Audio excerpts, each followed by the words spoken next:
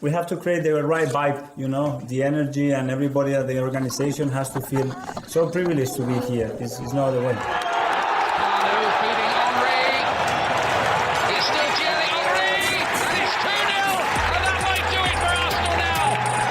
Thanks for listening to the Purely Arsenal podcast.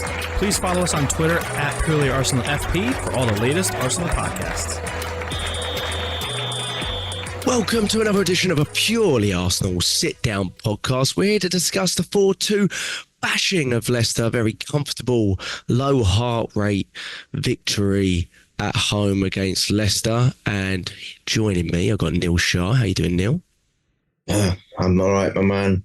3 points. What could you say? Man City drop points. Happy days. Yeah, it's a good weekend, and it's a good weekend. Be humble, be humble. James, how you doing, James?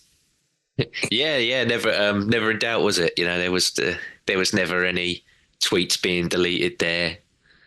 Rants that I had planned in my head weren't swiftly removed. No, brilliant. Like Neil said, you see what happened earlier in the day.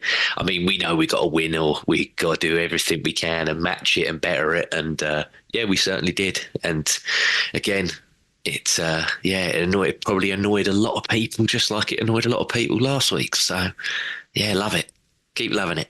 Yeah. We love to be hated, and people just absolutely hate us at the moment, which is, we're being talked about. We're massive, aren't we? Let's be honest. So, lineup. I don't have a lot of questions. The lineup, same lineup as the City lineup, wasn't it? I mean, White wasn't fully fit. He wasn't even in the squad this time. I don't think we got a lot of report on what truly is I think we know it's like a knee issue, maybe a little bit of a chronic issue with White, but nothing, as always, truly revealed for White. I'm keeping my fingers and my toes crossed that he's back for Tuesday, to be honest, because we need him, right? The squad's bare bones at the moment for this early in the season. Obviously saw Odegaard in the crowd, saw him with a crutch still in the background, which is a little bit frustrating, but I don't think he's going to be imminently available anyway. And then beyond that, Raya, good to have Raya, because I think a lot of people 24 hours before were saying Neto might get his first start because of Raya's thigh issue. But other than that, we went in with 2 fullbacks, Timber and Calafiori, which had, standout performances, whichever way you look at it, again last week, and I think this week as well. So we've got to discuss that and maybe the different dimension that it gives us. But whirlwind of emotions, James, in that performance. I mean, they put us through the ringer completely, but what are your big sort of takeaway talking points there for that 4-2 victory? Because we left it super, super late, and it looked like it was going to be a very comfortable victory at half-time, and then it went, all over the place. So what were your thoughts?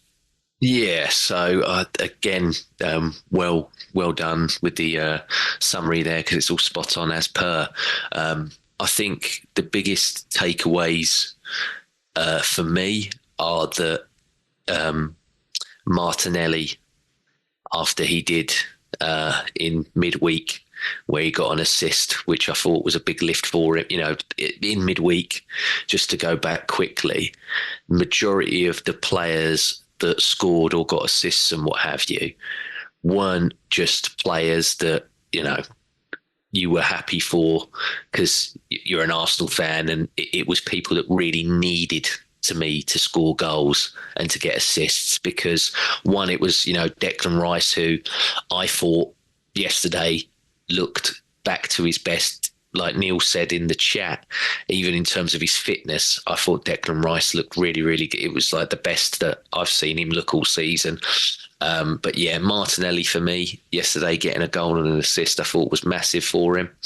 I thought that, like you mentioned as well, Jack, Timber, again, we finally actually had a game where, okay, there was that period in the second half of that 15 to 20 minutes where every single one of them to a man just froze. It was like their power, in Space Jam, where they take the powers away from all the basketball players. It just seemed like none of them knew how to play football for like 15 to 20 minutes. Like they couldn't make a 5-yard pass, let alone anything else. But yeah, I thought Timber, from an attacking standpoint, as well as a defensive standpoint. I thought he was absolutely brilliant yesterday. I thought he did really, really well because he actually got to show that side of his game, because every other game that we've had this season that he's played in has sometimes been a really, really defensive game, and he's not been able to show that attacking aspect that we all know is in there. And then the other takeaway for me as well is that we've still got the resilience factor. You know, this side do not give in. No matter what's thrown at them, no matter what time it is that's thrown at them, they do not give in, they dig in, and they somehow still come away with a result. Do I want that every single week? No. Because to me, we've had that before and it wasn't sustainable. If you look at the 2 seasons ago, we kept getting these late winners, we kept playing, and it ran out in the end, because I just think mentality-wise, that is just, it's not a proactive, to me, way to play consistently, because it won't work, because there will be teams that will just be so good in that low block that you're not going to get through.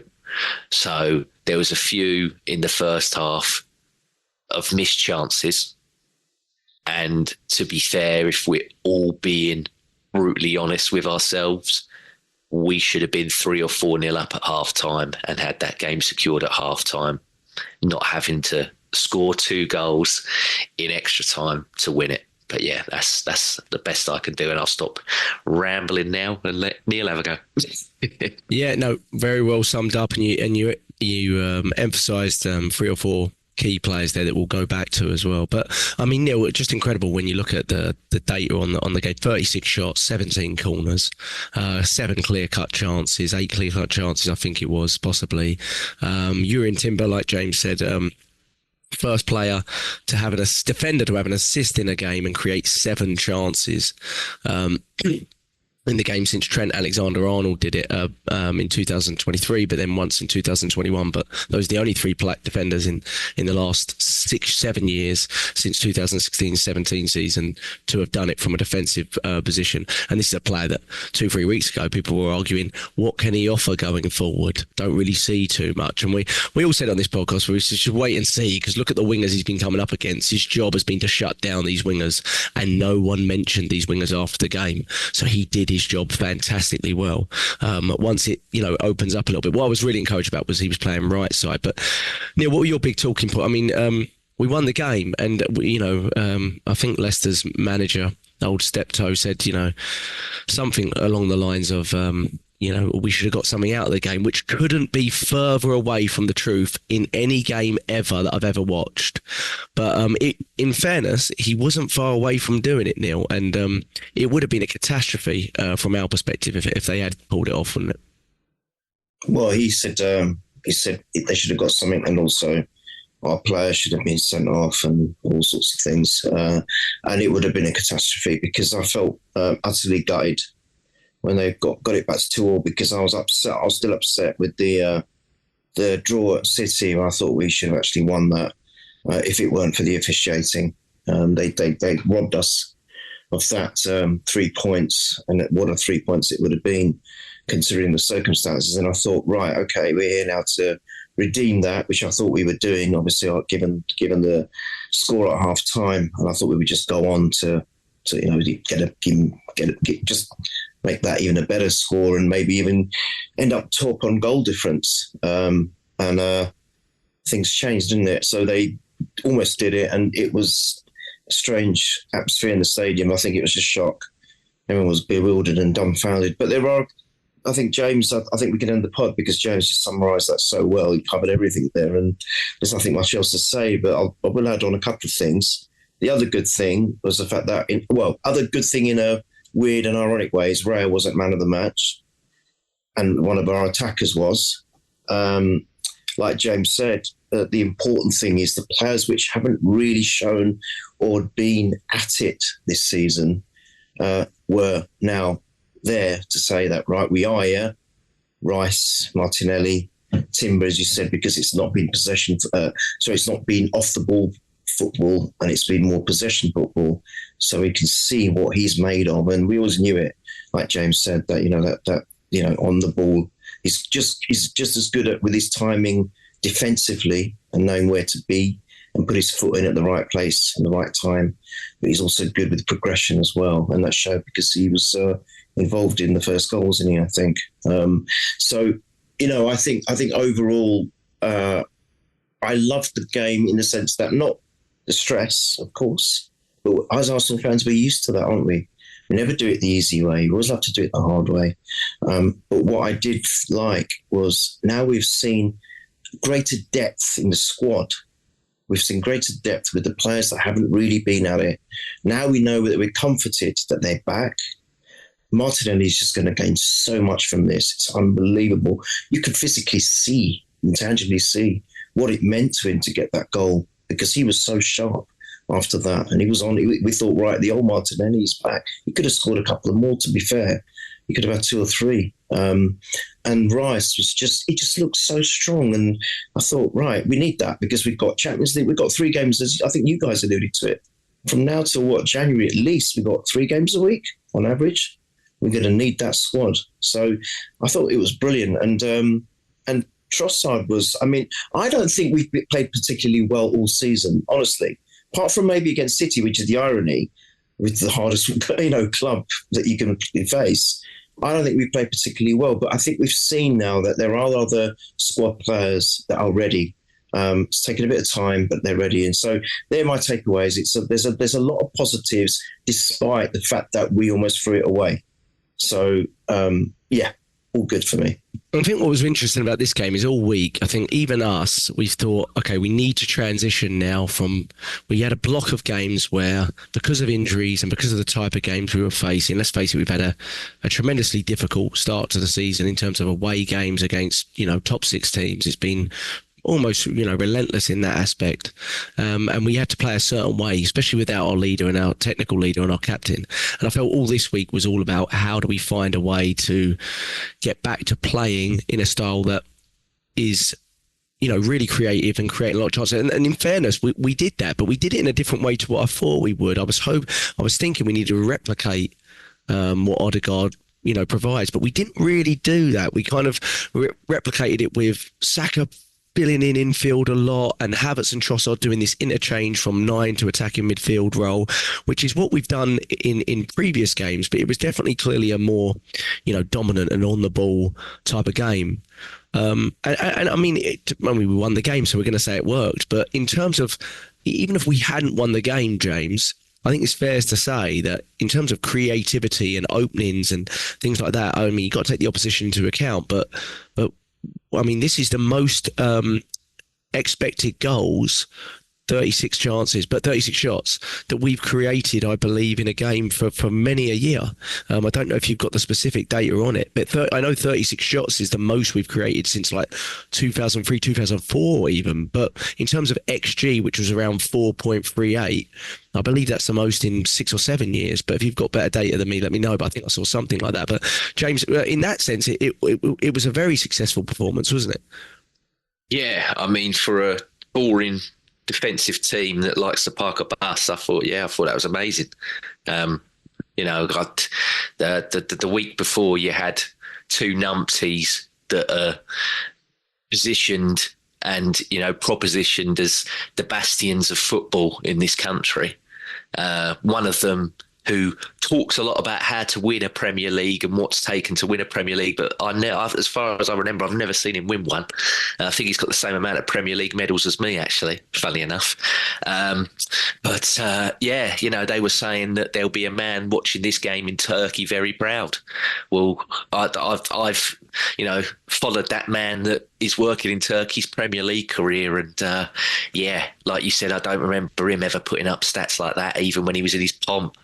And he had players like Drogba, etc., in his side. So I don't remember him having 36 shots at goal in any game in his whole pomp in his era. So I've got nothing to add to the data that you got there. I think that's exactly the same as what I saw. But from an attacking standpoint, obviously, again, hindsight's a brilliant thing because we've won it 4-2. But even if it stayed 2-2, I cannot say that we didn't have enough. As much as I would be coming on here crowing about how we've let that game slip. It would be more that aspect than it would be about, the lack of what we did attacking wise. Because for me, again, going back to what I said earlier, we should have had that sewn up in the first half, because the ones that they missed in the first half were absolute sitters, mate. And then in the second, if we want to jump the gun a bit, I agree with what you said, Jack.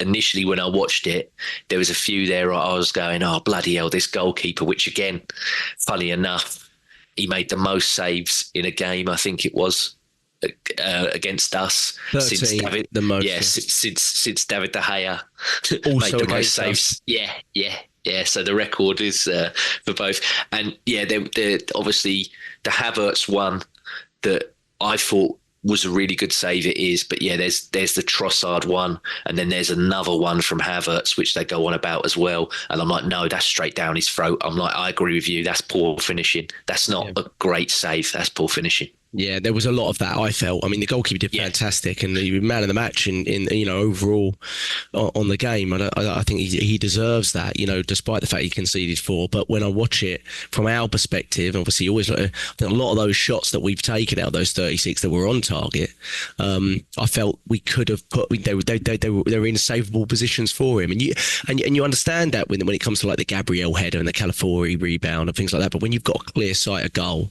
a couple from Martinelli, a couple from Trossard, a couple from Havertz, and I'm sure 1 or 2 there from Saka as well. And you just felt, we've got to do better there. You've got to do better. A couple of times we won the ball high up, and when I was just like, how are you not putting that either side of the keeper, basically, and allowing him to get to it? Sorry, it was since 2010, 2011. It is the highest XG we've ever created since that year, meaning expected goals, and it's the 4th highest non-penalty XG ever created by a Premier League club. So without doubt, I mean, we deserve to win the game. Frustration is how long it took. But let's go into a couple of the key parts of the game. So the game started, obviously, I felt at the end of the game, I felt quite frustrated with a few players, Saka being one of them. But when you actually watch back the game, Saka, especially early on, was key to everything we were creating. I mean, he was everywhere. He was the first player to take players on. He was the first player to get balls into the box. He was the first player to be, really taking an onus and really running the ball. And he does that a lot in games. I don't think it's, when we're trying to break deadlocks and break teams down and when they're high energy, he's always one of the first ones to really push the boundaries. So I think he deserves a lot of credit for that, despite the fact that he didn't get an assist in this game in the end or anything. But the first big moment really in the game before the chances, had a couple of little half chances, is the skip tackle on Martinelli. And I think it's important to talk about it because I don't want to go through referees again. I feel like we've been constantly going back to them again. I don't think the referee had a particularly dreadful game in comparison to what we've had this season. But the standards are so flipping low that, where do we go with it? But the skip tackle is at the very least an orange card-ish, you know what I mean? Like somewhere in between. But he doesn't get the ball. He goes over the ball and goes into Martinelli's Achilles, studs up. To be honest, if we're absolutely honest, that's a red card tackle. I mean, the fact that he doesn't get booked for it makes everyone just sort of go, oh, that was a booking. But if you watch it over and over again, I think it's a red card tackle. I think you boys agree with that, right? You agree, pretty much. And the real issue here is after that, Skip eventually does get booked, and he makes multiple infringements in terms of pulling back players and going through Saka and the foul not getting given late on. And I think we played on for 2 or 3 seconds. Do you remember it? But then we were like, give us the foul because the ball went out of play. And he doesn't give the foul. But what he doesn't do is he doesn't give the second yellow to Skip. And I know it's going to come up a little bit later on because of some incidents with our players. But this one here was the game-changing moment that should have happened, because he should have been sent off and they should have been down to 10 men, in my opinion, for a long period of the game. And that, when we're talking about letter of the law, that is a safety thing, way beyond, he's knocked the ball 3 or 4 yards. That is a dangerous, over-the-top tackle. And those are the ones they really should be clamping down on, right? If they're really going to clamp down on an area and teach the teams things early on in season, clamp down on those kind of things. Don't clamp down on people kicking the ball away 0.23 seconds after the whistle's gone. I mean, it's just a bit ridiculous, isn't it? But beyond that, luckily Martinelli was okay because he was a key part of everything we did in the first half, wasn't he? And it was a great move from Saka and Timber. I'd love to have seen some of the past references on Saka and Timber, because I think the argument from a Timber perspective or a White perspective is, can Timber create that kind of partnership with Saka? Do you know what I mean, James? But I felt Timber was doing a hell of a lot going, and we saw it in the stats already, but he does fantastic well. I think it's Saka that gives him the ball, and he does fantastic well to just cut it back. But like you said, it's a great move. It's a really important goal for Martinelli. That's 3 goals and assists in his last 2 games. And I think Calafiori probably deserves a bit of credit for that as well, James. Yeah, no, it's a really, really good goal. I mean, again, don't want to try and jump the gun, so I'll be, as careful as I can. But I thought yesterday, I know he got a goal in the end, but bloody hell, I mean, come on. I know they all count, but come on. I thought Kai Havertz yesterday had an absolute stinker, but watching it all back, actually, and I can't remember the players, so apologies for this, but Leicester's number 5 and number 8, in that move, if you watch it back again, the stuff from Saka and Timber is incredible. So like the overlap to get round there and then to play the ball in, it's really good link-up play between them two. But if you watch Kai Havertz's movement in that move, he drags the 5 and the 8 together towards the central space to him. So then that frees up even more room for Timber to go round and then play the cross in. So it's actually a really good, intelligent run from Havertz to suck 2 players in to draw to him in order for Timber to then go round and play the ball in. But yeah, it's a lovely goal. It's a really, really nice goal. So yeah, I've got, you can't really critique anything other than that. It was great because 2 or 3 minutes earlier, I'm almost certain Martinelli had a chance where he should have done a lot better, and he hits it over the bar. Yeah. And you're just looking at it going, come on. Just felt like a low confidence shot. And I don't think he necessarily hit this one that cleanly, Neil, but like you said, he's got the potential to be, if he gets back to where he was, he just can be massive for us. And I am starting to agree with people that are saying, once we sort of correct our left side a little bit, because I don't think Rice has been particularly great in the 8 on the left, and you can tell it's not natural for him, whereas I felt he looked actually better in the 8 towards the latter end of last season. But I don't think he's looked particularly comfortable there this season, and there might be a multitude of reasons for that. But obviously Marino's not far away either, so you can sense the changing over on that side. But Martinelli looks like he's really benefited from it. I mean, Calafiori just he supports him a lot more. I think in fairness to Timber, because of his right-footedness and things like that, Calafiori does just provide a bit more of a natural left-back outlet, and he loves driving through and following his pass and things like that.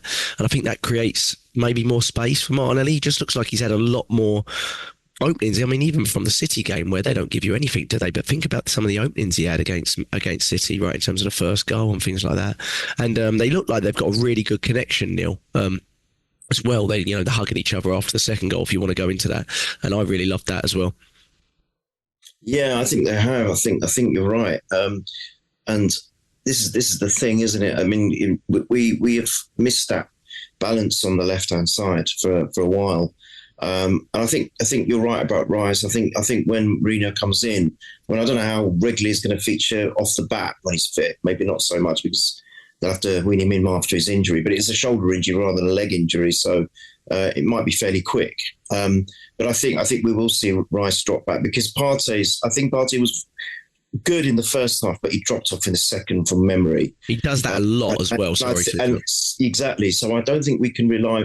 Look, when Partey's, I've said it so many times, when Partey's firing, he's one of the best midfielders there is, because he's so commanding in that area. But the thing is, he just can't sustain it, let alone 3 games a week. I think he struggles even just to sustain 1 game a week if he played a full 90. So we're going to need him, of course. But if Marino comes in, then Rice can drop back to the 6, where, as you said, this season, maybe he'll be more comfortable. And then Marino can help that side on the left. But yeah, with the addition of Rico, I'm not saying it yet, James, I'll get there with his name. The guy's just, he's a colossus, isn't he?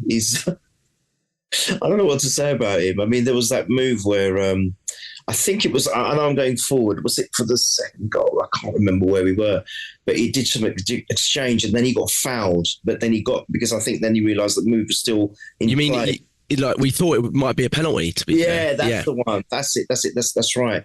I mean, the little bit of trickery that he did there in the box was great. And I can see if he's there doing that as well as the defensive duties, of course, it's going to give Martinelli some space because the defenders are not focused on Martinelli. Just like Saka, there were times when Martinelli was on form, he had to run through. He had maybe 2 or 3 defenders on him, so it closed his channels down, and he didn't have the room or the space to manoeuvre.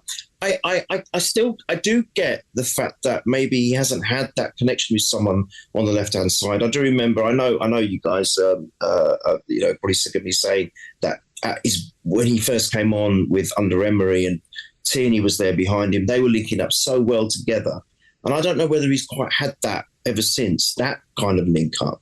Because them two just clicked, Tierney and Martinelli, for me, down that left. So now maybe he has missed that. So, yeah, for that, you can sympathise. But I still do feel once he has got a chance, look, like that first one where he, bolted it over the bar, I think that was started from a Saliba running through the middle. And did he take the ball away from Vardy, which makes me so happy?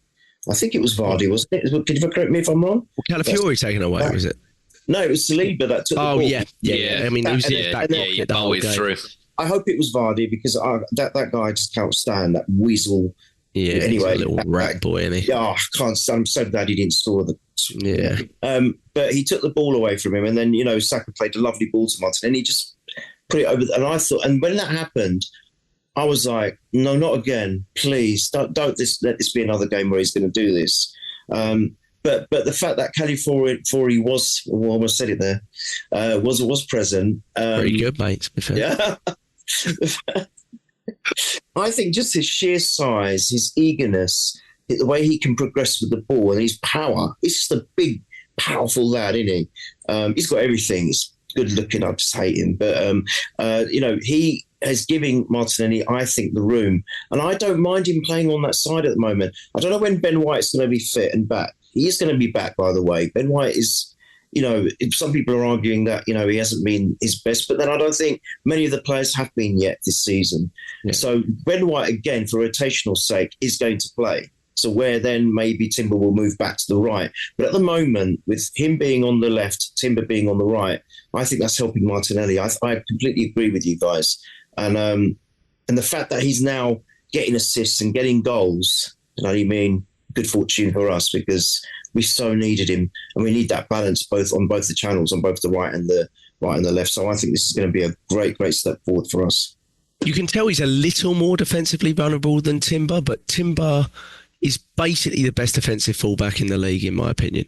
I already believe that. I genuinely believe that. I felt that after the Villa game. I was like, there is no one's getting past this guy. I mean, he is unbelievable, and so Calafiori's got a little bit of vulnerability there because he's also much more gung-ho and more attacking, so he finds himself a little bit out of position. But you saw that when I think he picked up a booking because he just found himself out of position and he kind of tangled legs with a player. I think it was a bit of a harsh booking, to be honest, from what I saw, and there was a few of those going around. But he's got a real urgency, a real nice flair about him going forward. Positionally, he takes up some really interesting positions, and for that second goal, it was a lovely, like you said, I think it could have been a penalty. I never saw the replay for it, but I think it could have been.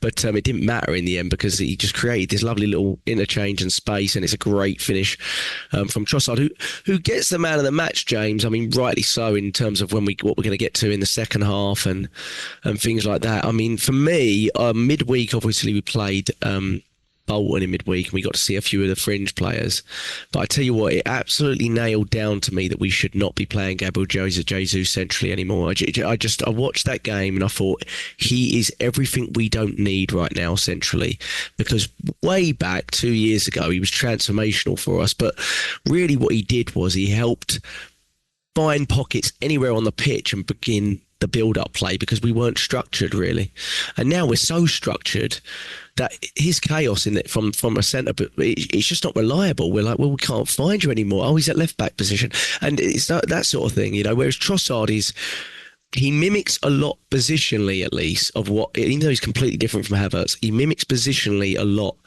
what he does in terms of, you can always find him. He's always there. He links up well with the wide players from a central position. And he's just a lot more reliable in terms of our structure.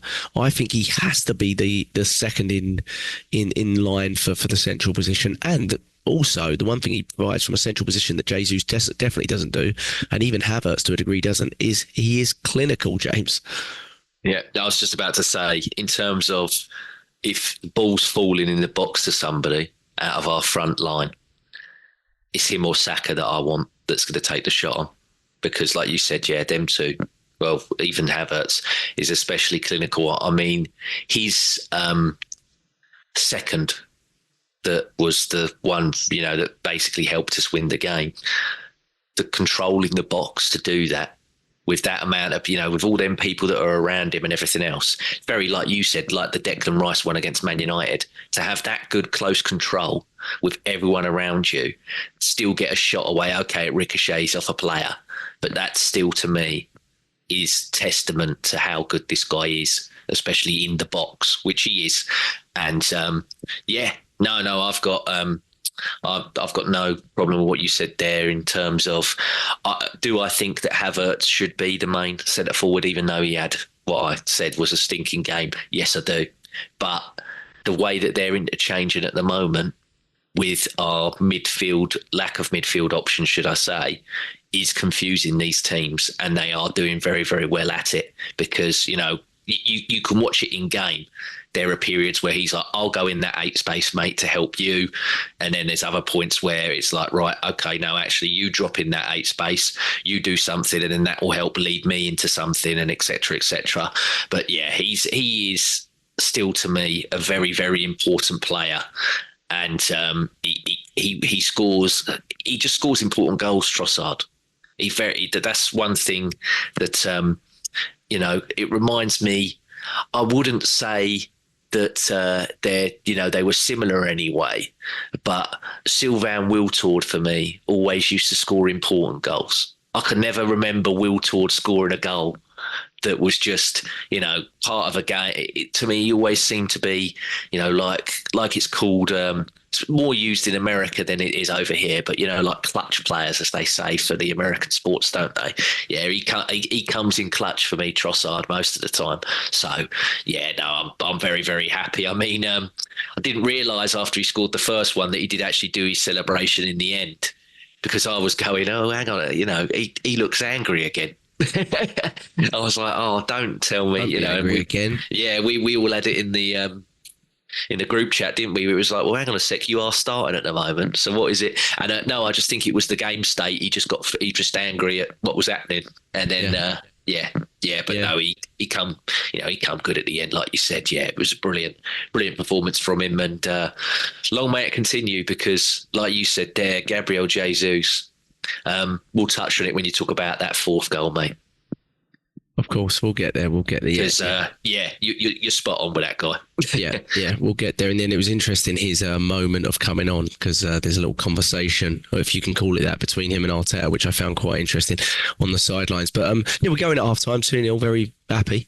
Lovely as can be. Sun's shining for you out there. You're getting your tan on, and my brother's there. He's enjoying it. And I thought, I generally did. I thought I'd sit down. I never ever get too optimistic in any game. I know we know better, but I did sit down thinking, feeling much more relaxed than I've done in the previous few weeks. And that obviously ends within about 30 seconds of the first part of the second half. Let's go into it. I mean, the free kick, it probably, you tell me if I'm wrong, but it probably is a free kick. But how it's a booking is beyond me. Because if it's a free kick because Saliba accidentally catches Vardy's legs, if you're giving bookings for that, I don't really understand what foul cannot be a booking. Because he's literally just running, and he's come across him. If you watch it, I don't think Saliba has any idea that he's about to tangle legs with Vardy, and he just kind of goes, and I'm like, okay, if he did catch him, it's a free kick. That's all it is, right? I think we're getting way too much. We've seen records for yellow cards this season in games and things like that. I think once they do bookings like that, they have nowhere to go from there. They have to book everyone for everything. I mean, it's just unbelievable. I remember actually watching that thinking, how is that a booking? But okay, because it was, it was just a free kick. Neil, I place a lot of the blame for Havertz from that point of view. I think Partey might have lost the ball leading to the free kick, so I think there's a fair comment there. But my blame is largely on Havertz positionally here.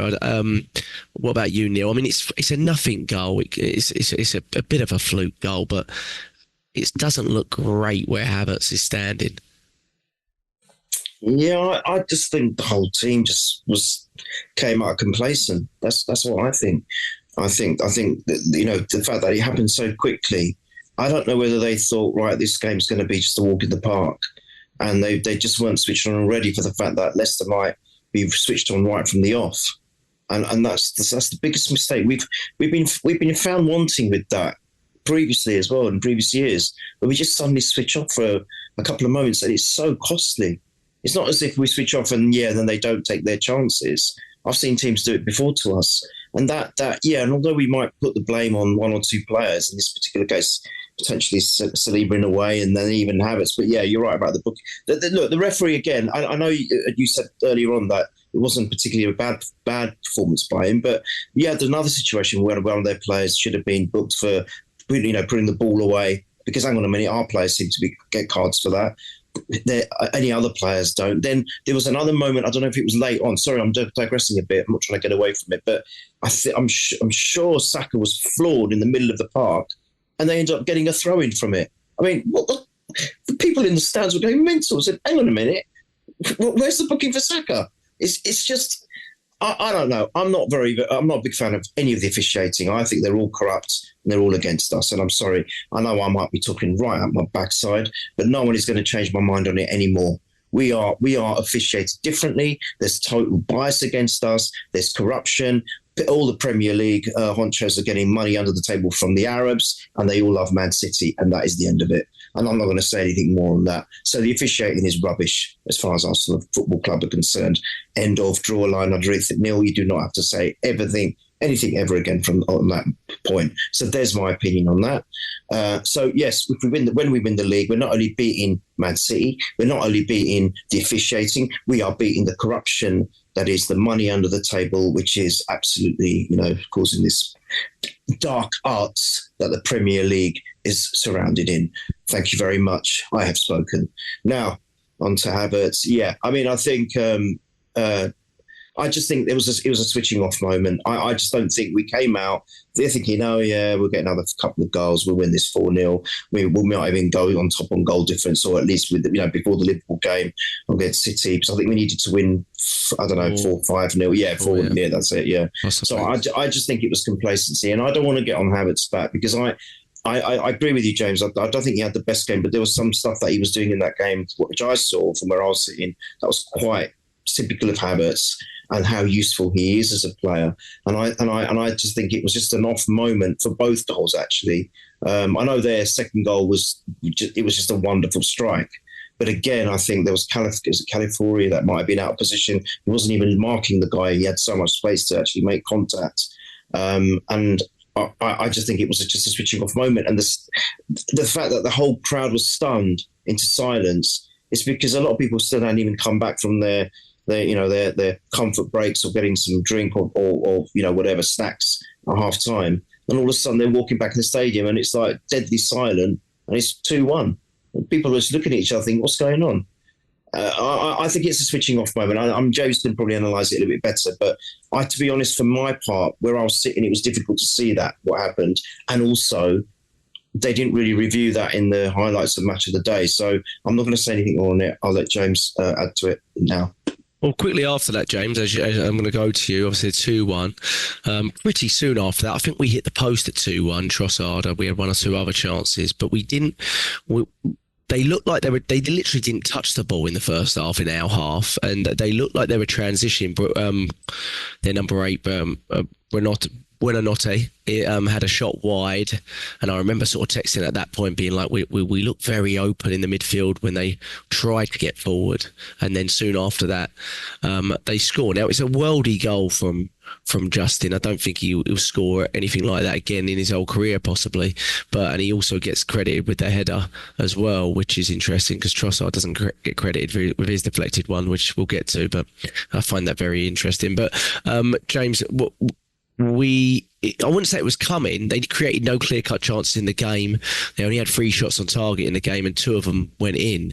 But from our perspective, we definitely looked sloppy for 10, 15 minutes, and we paid maximum punishment for it, didn't we? Yeah.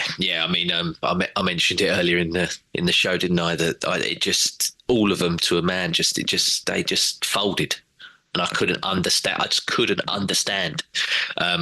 You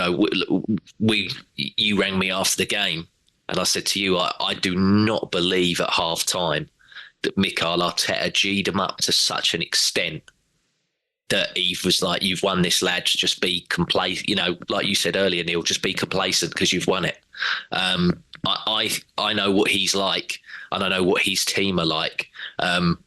We've heard it before, we saw it in the Amazon documentary, but we've also heard before that, especially, I think it's Martinelli, at half time after Arteta's had his 3 or 4 minutes where he talks and gets into it, Martinelli demands the iPads from the background staff to watch his chances that he's missed. And they go through it and say to him, look, your positioning. So I can imagine, the iPad's been produced to Martinelli and they've gone, great goal, mate. First one since I think it was February in the league for him. So, but like you said, that first chance that he had, and then there was another sitter that he missed as well, because he should have had a hat-trick in that first half, if we're being brutally honest. He probably would have watched them back and gone, do you know what? I should have done better there, but I'll rectify this in the second half.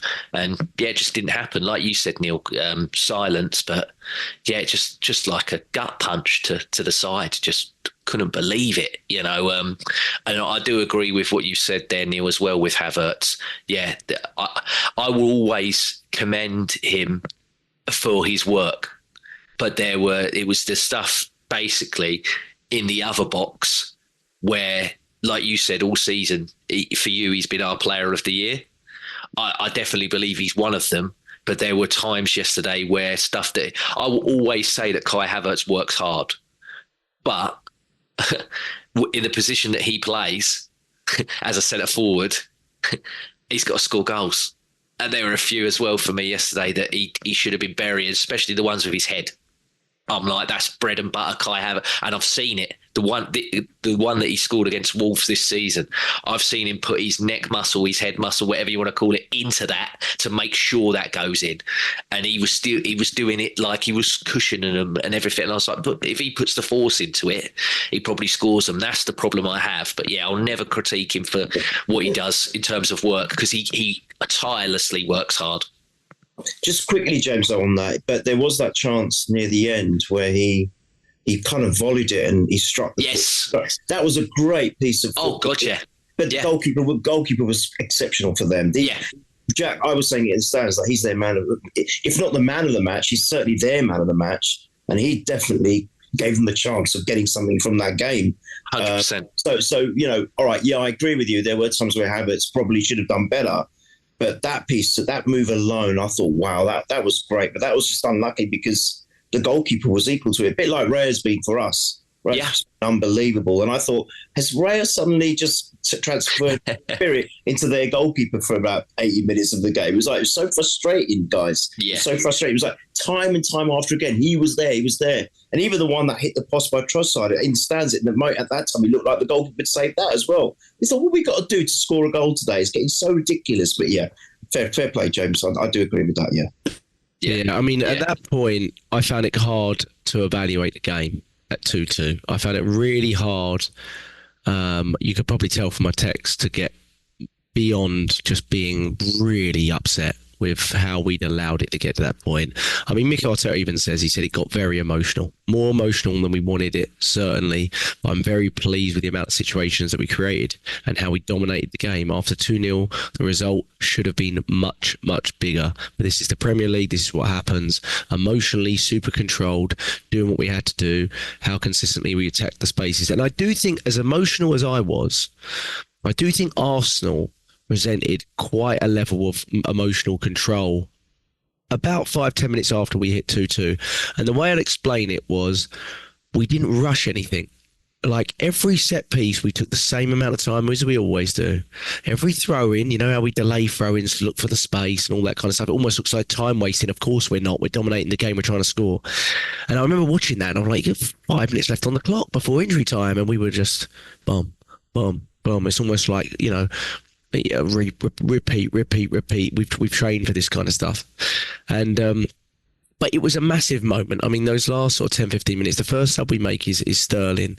We're pummeling their goal at this point from corners, free kicks, you know, shooting on sight. Gabriel has a header, I remember, that gets saved amazingly. Calafiori follows it up, it gets saved again amazingly. I think Havertz, like you said, had one or two. Trossard as well, and you're just thinking, oh, this is going to be one of those devastating games. You just don't realise how you've let it slip. You know what I mean? And I do think there's a bigger conversation to be had about how, I mean, their XG was like 0.27. I mean, that is like nothing. And how we allow 2 goals to be conceded in games like that, because I think there's a little issue at home where we almost lack our unbelievable 100% focus that we have for 90 minutes in a game away from home. And whether it's the crowd or comfort or whatever it is, you just feel there's always this slight vulnerability to us at home, even when games look like they are literally in the bag, kind of thing. And we've got to correct that in order to win the title. We have to, because the teams that win the title have impeccable home records, and we are going to need to have an impeccable home record if we're going to win the title. You know what I mean? And I just think, I don't know what it is. I don't think the midfield balance is quite right. Like we all just said, Partey fades for me physically in games, and maybe we should move to Rice at the 6 earlier and do what we did with Ranieri or whoever it might be, Marino coming back in front of them to maintain the physical athleticism of the game so we don't get caught in transition at all. Beyond that, I struggle a little bit for it. But 2-2, it was just very interesting to me how he delayed the subs. He wasn't panicking, right? It wasn't like we suddenly went, 3 on, that's it, boom. We didn't do any of that, did we? We waited until the 75th minute. We did Sterling for Martinelli, which looked like maybe more of a physical thing. Martinelli had been playing a lot in the last, I mean, he gave everything, didn't he? Cramp at City 1 week ago. So it was very interesting. And really, I mean, I have to say, at the point of Ranieri coming on, I felt like we went up another gear. And what we've asked from Arteta really this season, Neil, I'll go to you, then I'll go to James on it, because I think we all want to talk about Ranieri, is can you show that you trust Ranieri more than you trusted Smith Rowe and Vieira? But also, on Ranieri's perspective, can you show us in the minimal amount of minutes that you might get initially more than Smith Rowe and Vieira will? The signs are from the Carling Cup game in the week, where I think it was probably man and they get match, Carabao Cup, and this game here, and even against Tottenham, that we've got some player on our hands, even though he's 17, Neil. Well, before I go wax lyrical about the player that's going to become the greatest player ever, that's graced football, I think, what you touched on about the home situation, that is spot on, because I felt that last season as well. I felt like we were so much stronger away from home. We had that incredible record, didn't we? We broke some records last season, scoring away goals and just constantly winning away. And even this, is it this calendar year, we've only, up until the City, we'd only conceded 3 away goals. Now it's 5, sadly. But, incredible work rate, focus and attention away from home. And then we seem to just relax. It's like relax. At home, it's not. Oh, and James, I wasn't meaning to say that they deliberately came out complacent. I'm just saying they just fell into that trap of being complacent at the second half. And I think that ties in with what Jack said about we seem to just switch off. I don't know what it is. What is it? Comfort, like you said? I don't get it. It doesn't make. It doesn't make sense. It doesn't. Yeah. We're not allowed to do. Do you know the great football teams? And I think about Liverpool, Man United, when they've been in their heyday. Their home was a fortress. You could not touch them. That's what made Anfield '89 so special, because it was unheard of to go to Anfield and win, let alone win by 2 bloody goals. This is what we have to replicate. If we have to be perfect. How many times have we said it? If we're going to win the title this season, no. And from what I said earlier, not just from the fact that we're playing against one of the greatest teams ever, as the juggernaut, the Man City are, whether they've done it by corruption or cheating, whatever it is, the fact remains, look at what they've achieved. They've not only done the treble, they've also done 4 titles in a row. We have to be perfect. And we can't do it just by being brilliant away. We have to create that fortress at home and create that atmosphere that other teams are going to be really fearful coming to our ground and thinking, oh God, we got drawn on Arsenal the way we used to. God, we're playing Liverpool away. We're playing Man United away. But even Chelsea away. We're playing Man City away. We've got to create that for other teams now, every other team in the. So that for me is huge, and it's really important. Sorry, I digress, but I just wanted to make that point. I think that was spot on, Jack. It's so important that we achieve this. Now let's talk about that youngster. Holy crap! I'm sorry. So good, even you're talking about giving minutes. He was giving seconds. I think it was the game against Tottenham. That one piece of skill he did, which all right, found Havertz offside. But that spoke volumes. Then again, he was, I think, arguably the man of the match in the Carabao Cup. Here, he comes on for the space of, a few minutes? And for me, I'm going to say it, he comes on and that whole football match becomes about one player on the pitch, and it's all him. All him. That first move he done, he took on everyone, and he almost scores.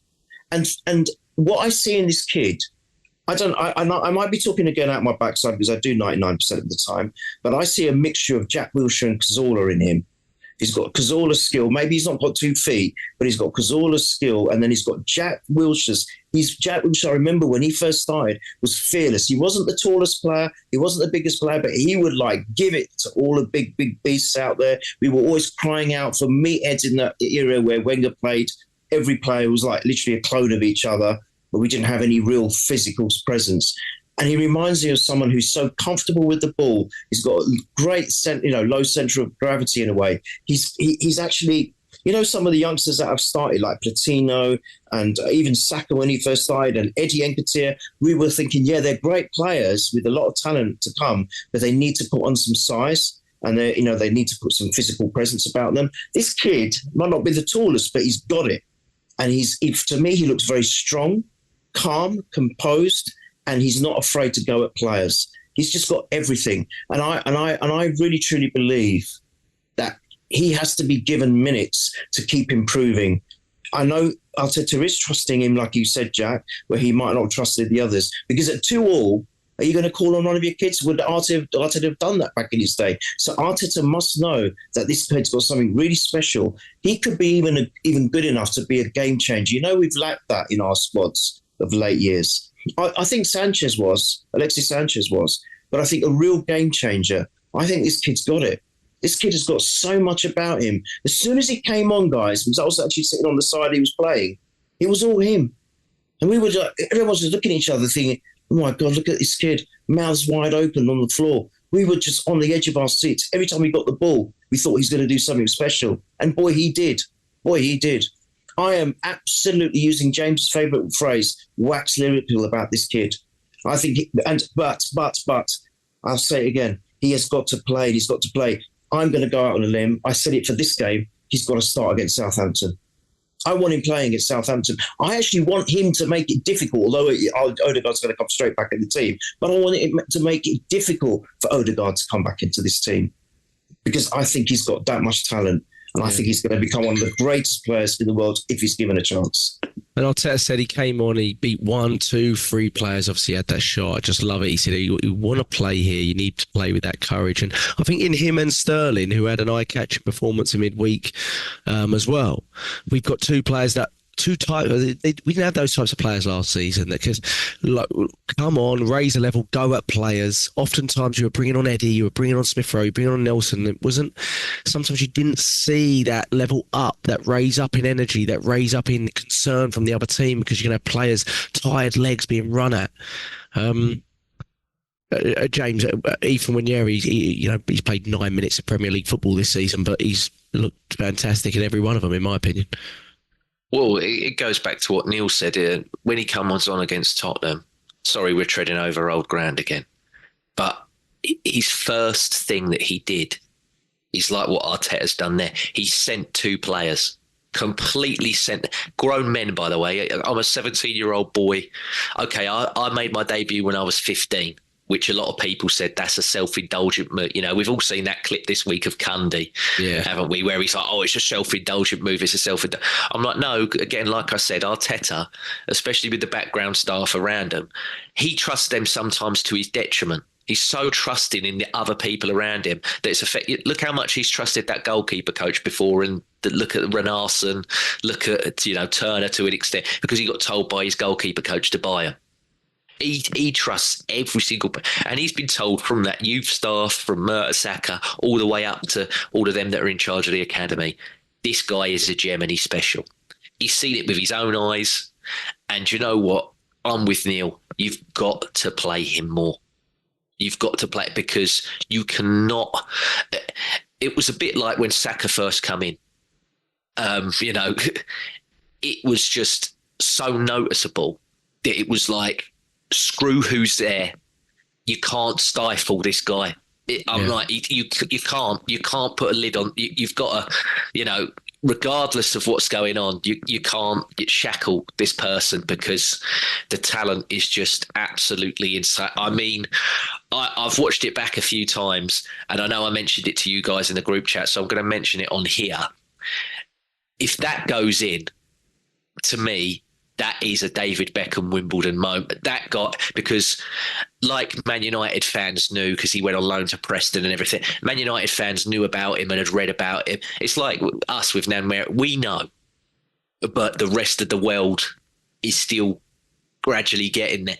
If he come on, spun those 3 players, side foots that shot from outside the box, and it goes into the net, my God. I mean, again, like Neil said, my catchphrase, we're wax lyrical about him for just a cameo where he's come on and done a bit. He hasn't got an assist. He hasn't scored a goal. It's just how productive and how quickly and everything he looks, and his pace and his trickery and everything else.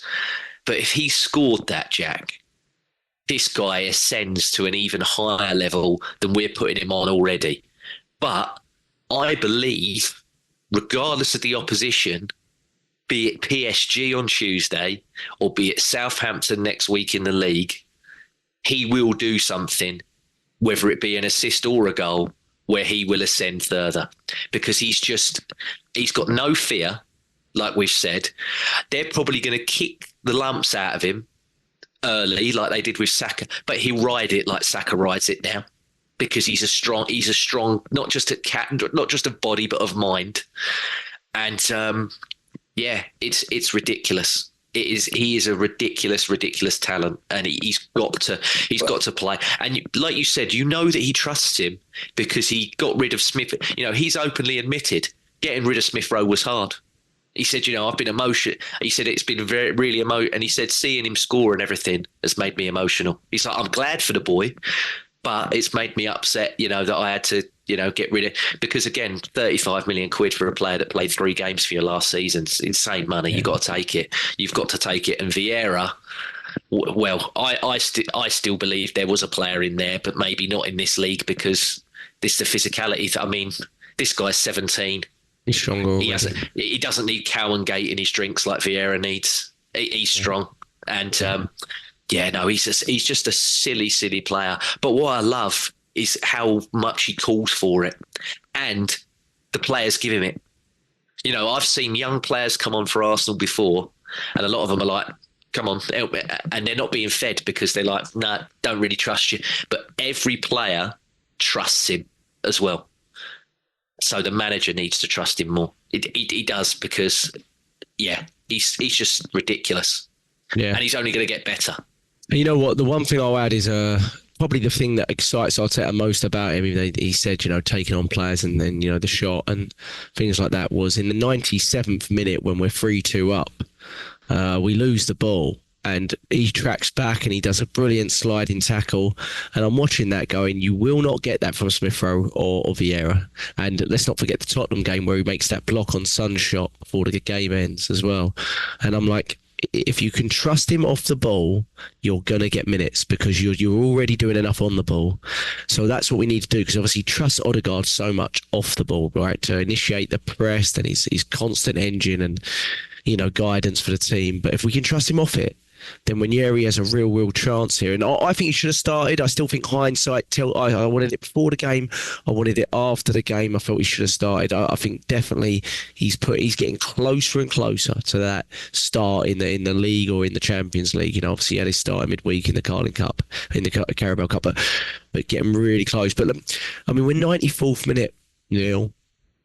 And, it's not Bournemouth, Reece Nelson, but it's close. It's definitely probably the time frame of the United one and Declan Rice and very, very similar goal. And what I love about the corner stuff is we had so many, didn't we? And we looked dangerous again from them. So, oddly enough and ironically enough, Leicester may have taught Man City and Tottenham a little bit about how to defend a corner, but which is pretty surprising. But what I love is we make a plan if we do overcook the corner a little bit, and we always leave someone at the back post. We make a habit of it, and we did it again. And it doesn't have to be the big guy. It could be the little guy at the back post, because if it's at the back post, it's dropping, isn't it?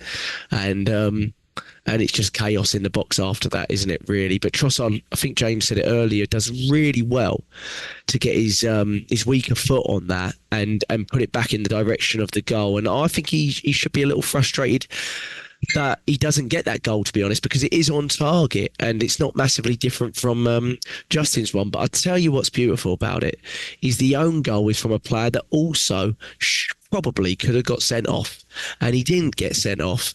And there's your karma for you, Steptoe.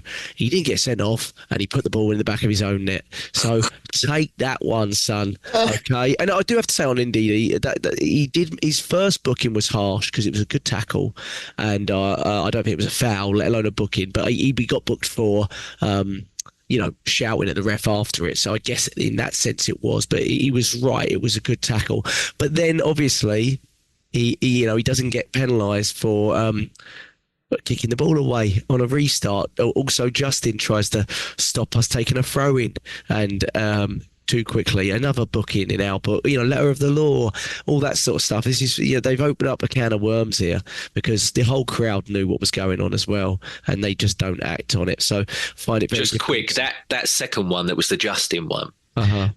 Arteta and Stuyvenberg went, but I thought both of them were going to get booked because I think it was more Stuyvenberg than Arteta. Funny enough, normally he's the one who's dragging Arteta away and telling him to calm down.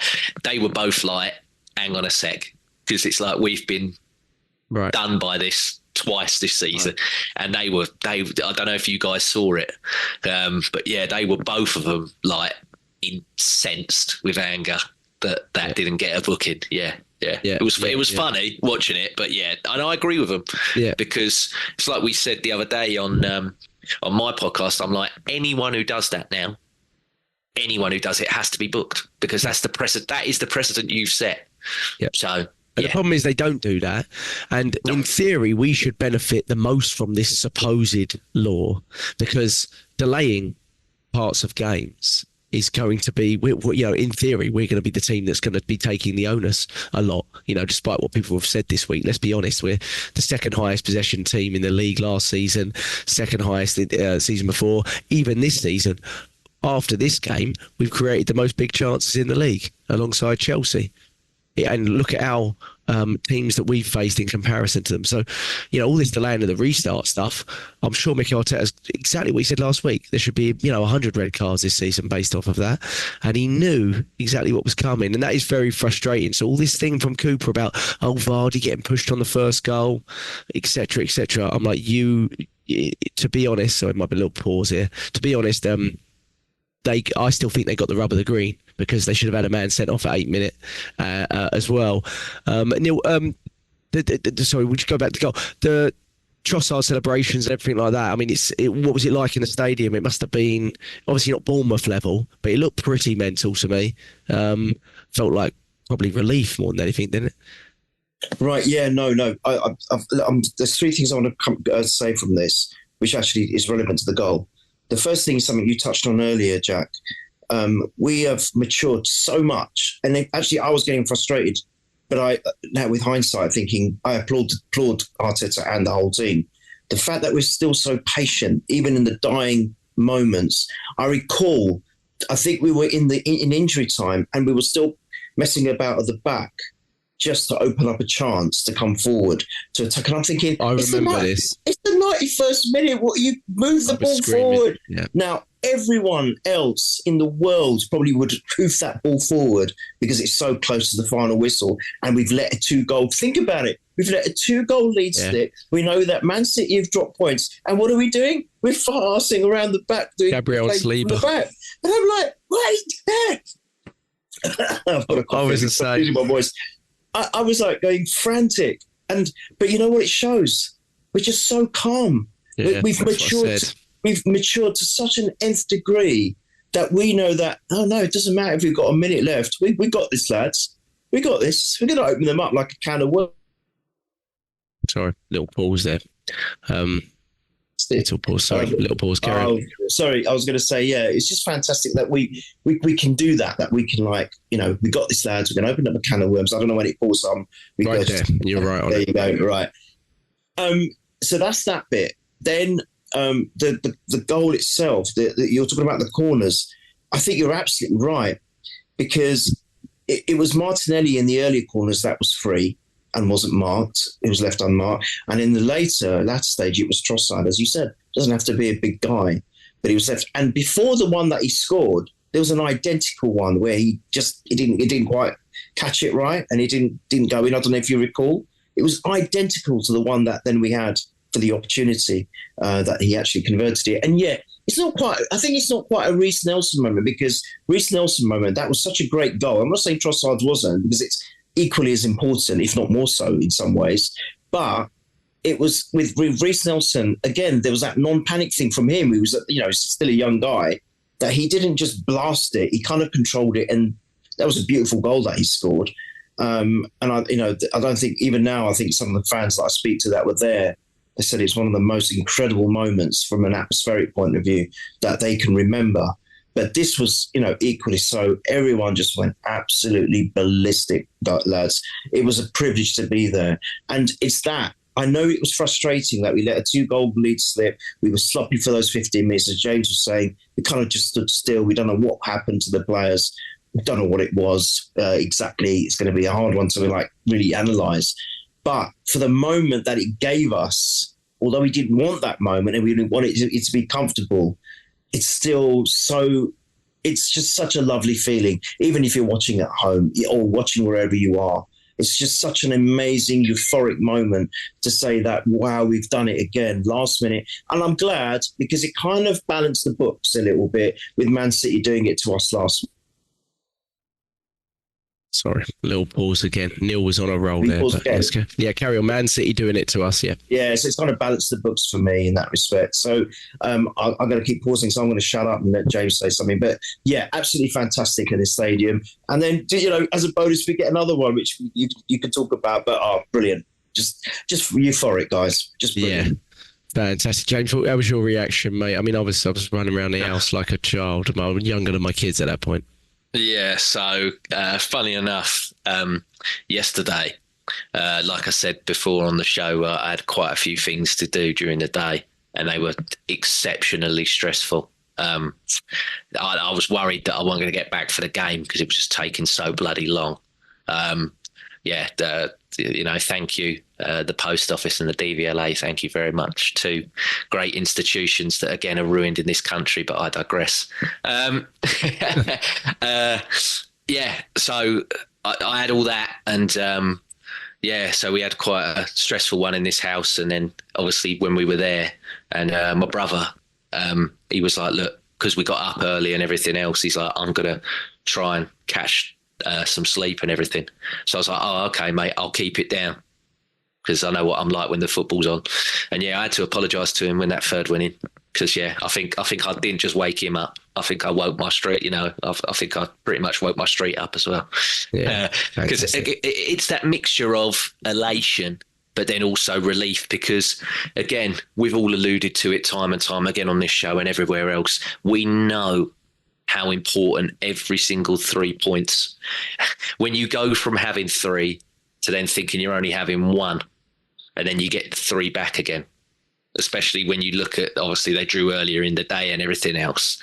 Yeah, you can't not be emotional. And just a really, like I said earlier, just a really, really brilliant bit of control and finish. And I do agree with you. I think he should feel hard done by, considering Justin's got the reward for his goal, his first goal.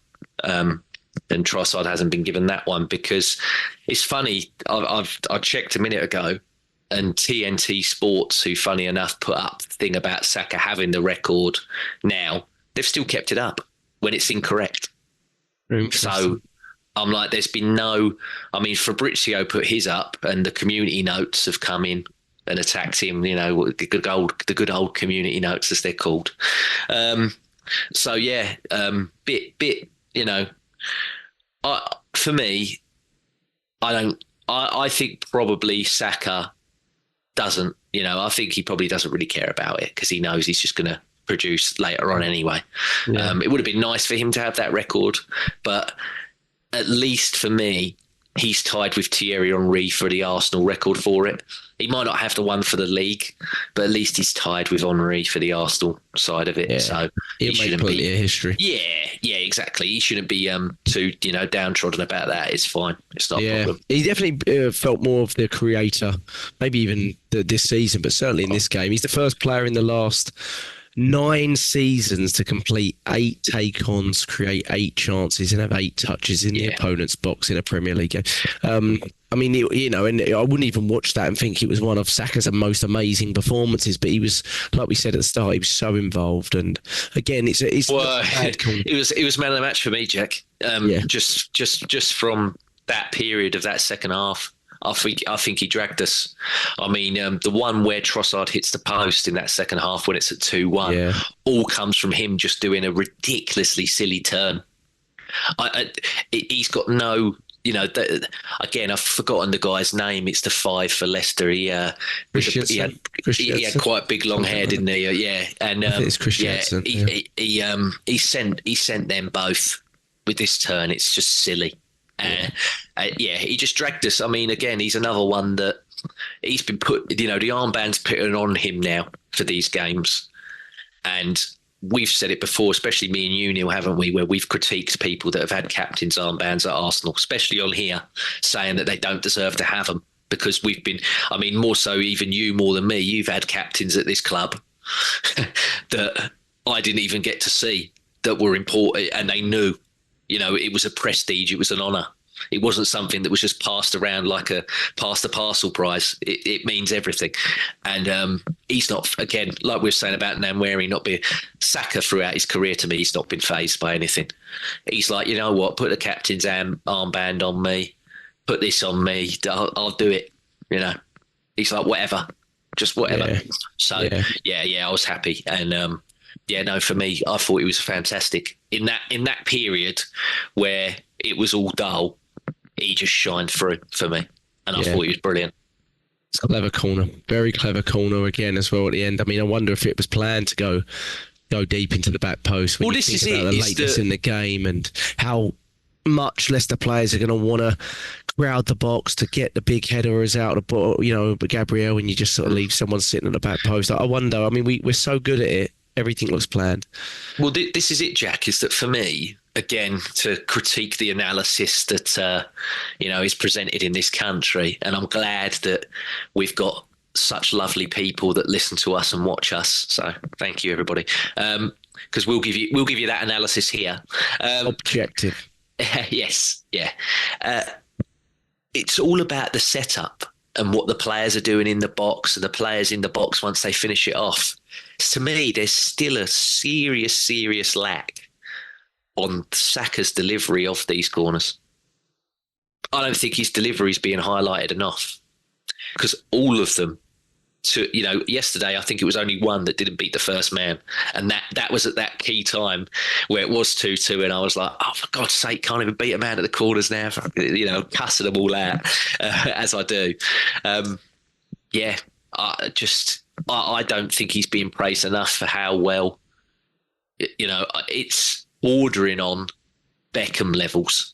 I mentioned that to my brother earlier. He always moans about not just because he wears a 7 shirt. It really is. It's getting to Beckham level of. He said to delivery. me, "How many of his assists are from corners?" And I went, "All right, well, Beckham made a career out of that, so we're all right then, didn't we?" What do I care if it's from a free kick or a corner? If he's getting 8 assists per game, I don't care if it's from a flipping goal kick. I do it for. It doesn't matter to me. They're 8 assists per game. We're going to score a lot, aren't we?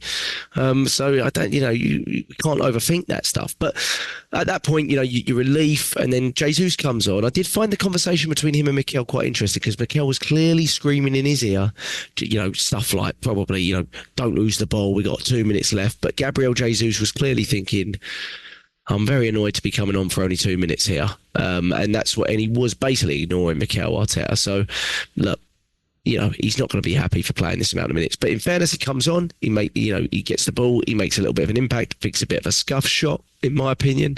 It's not a great finish, but it deflects off of, I think it's Justin.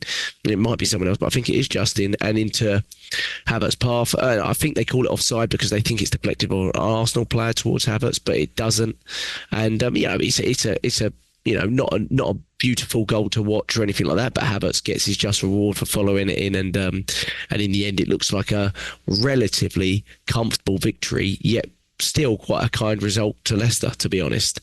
But I do have to say, when we scored the 4th one, I felt like, okay, that at least makes me a little bit more comfortable that it wasn't like this, super close game or anything. But I think we all knew it wasn't. But score lines can be deceptive to a lot of people, so that's more the frustration. But look, a great result. I will go back to one thing. There was a big argument. Lots of people on Match of the Day somehow talking about the Calafiori foul that should have been. And I don't want to be not biased towards us, but his first booking is not a book, like Ndidi is not a booking to me. I'm not certain it's a foul, but it's not a booking to me. So the second one it's a foul.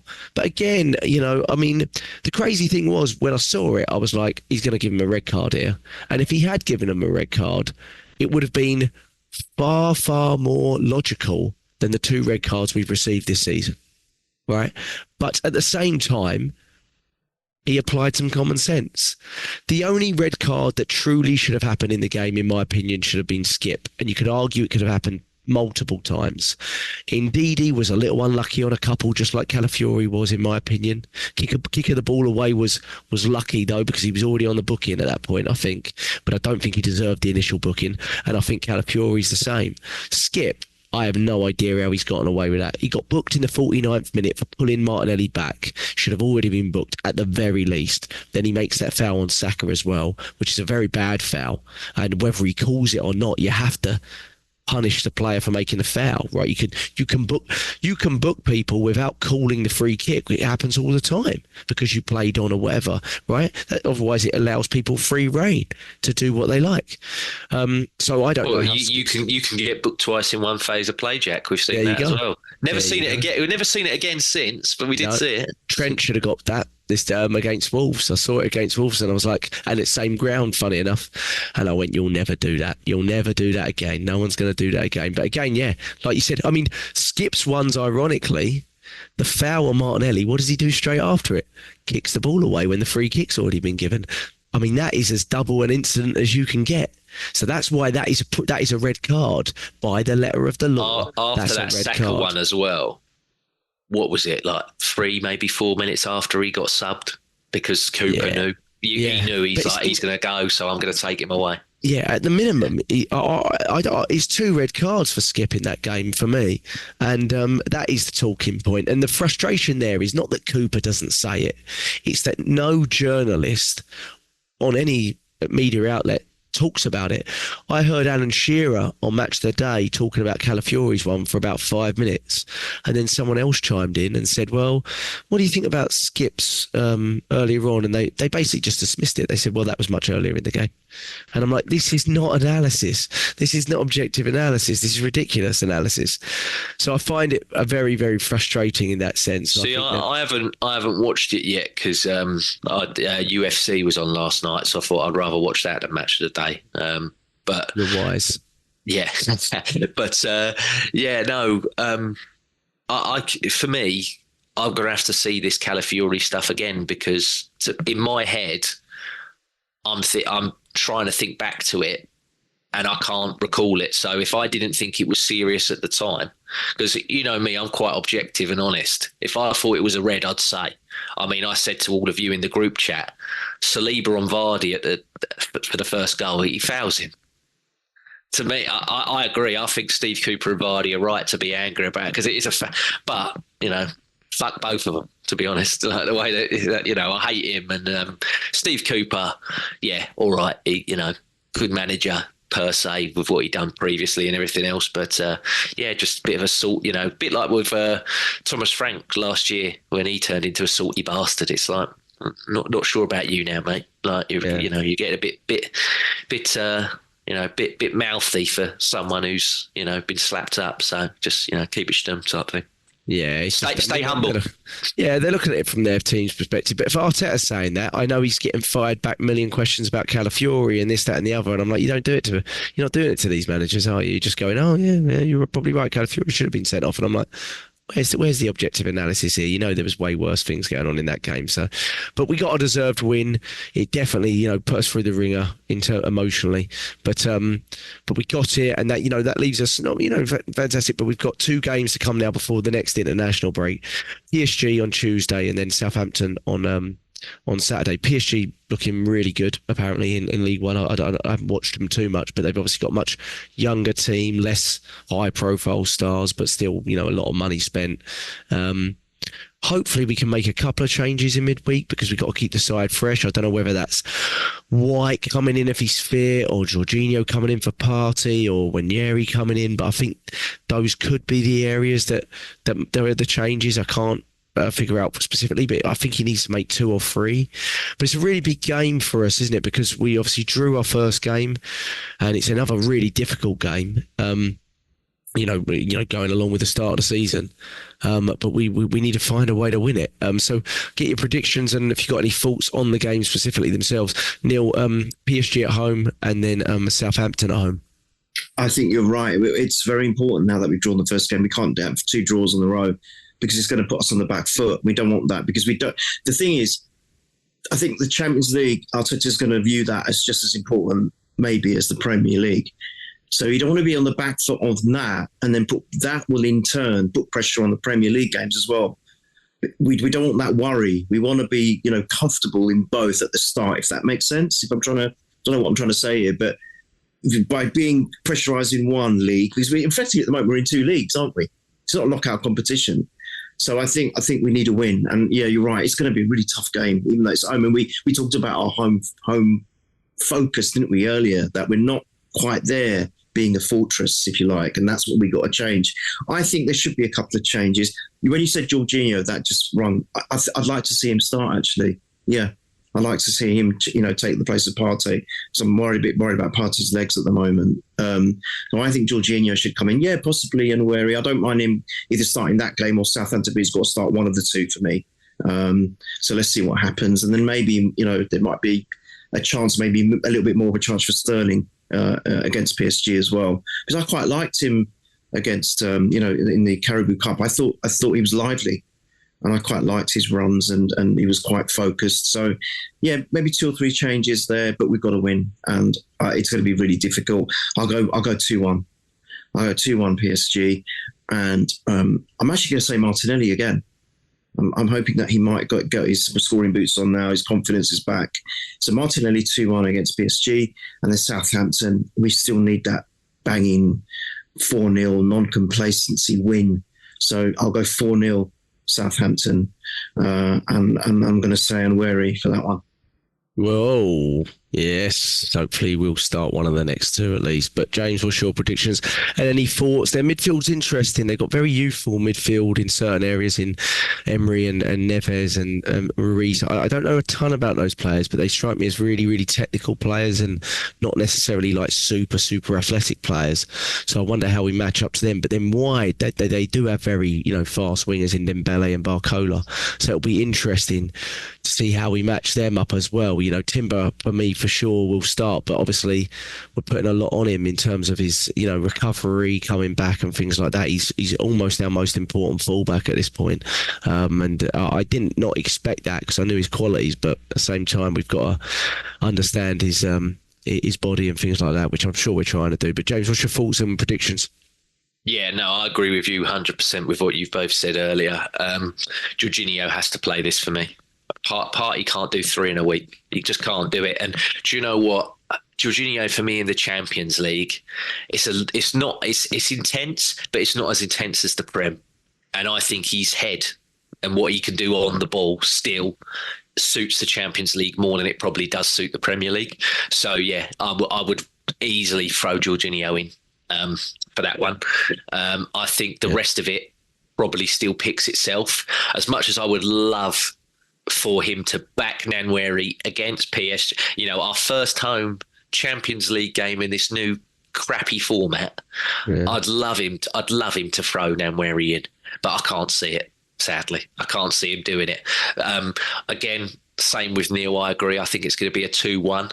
I'm going to go for, because I was a bit harsh on him earlier in the show, I'm going to go for Havertz to help us with that one.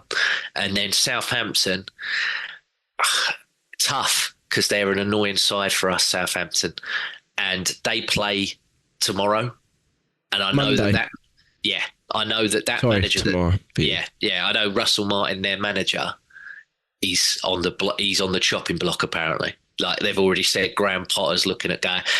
So if they lose against Bournemouth, they class it. It's not their derby because their derby's Portsmouth, but they class it because they're both on the south coast. Them and and I'm like, if he gets absolutely slapped against Bournemouth, which he can do because they are, even with Ramsdale in goal, they're bobbins. I mean, look when they played Man United the other week.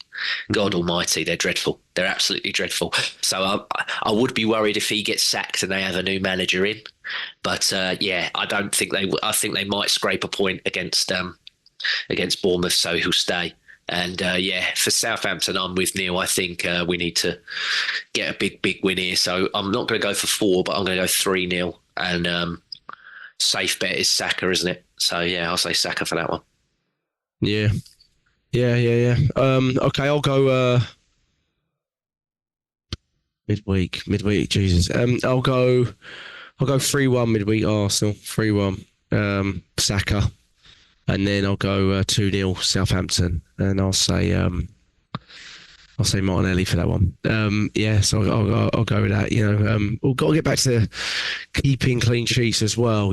But I do think we were largely punished for very, very little output from Leicester, and it can happen in games. It can happen.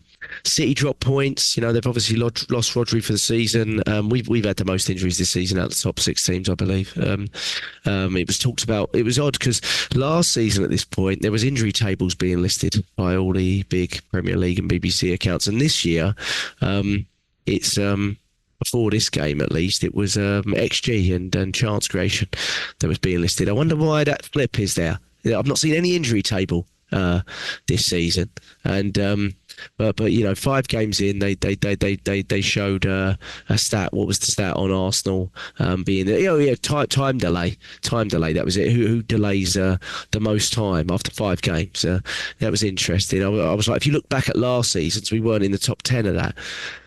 Didn't get posted. But we're accused of dark arts. We're accused of dark art. But 5 games in with 2 red cards and half the games being played with 10 men, they thought let's post this. And this has been posted by BBC and everyone. I'm like, you're doing this for clicks. I heard they're changing North London forever to the theme of Harry Potter because of the dark arts. That's what I've been told. Yeah, it's still up. But we've absolutely ruined people. We've riled everyone from City fans to Liverpool fans to Spurs. I mean, Spurs fans are always annoyed by us because they live a miserable life. But we've just riled every single fan base. And I'm like, what is this based on us getting something with 10 men at Manchester City when everyone else gets battered there with 10 men? And I think the frustration stems from, one, it's Arsenal, but two, they couldn't do it themselves, basically. Like, so they couldn't really figure out how you would do it themselves. And I think a lot of City's frustration stems because, I mean, I've never seen City this riled after a game, I have to say. I mean, manager and players and, you know, even at the end of the game, you saw all of that. They lost emotional control, in my opinion. And